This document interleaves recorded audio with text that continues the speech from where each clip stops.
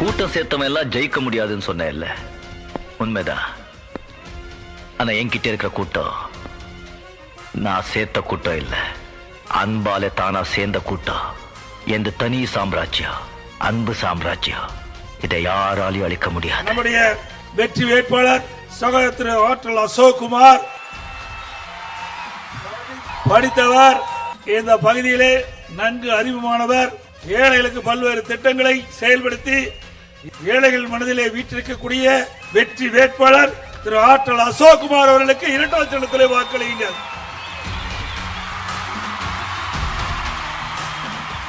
கூப்பிட்ட குரலுக்கு ஓடோடி வரக்கூடியவர், இளையம் பெயர் முளையிலே தெரியும் சொல்லுவாங்க.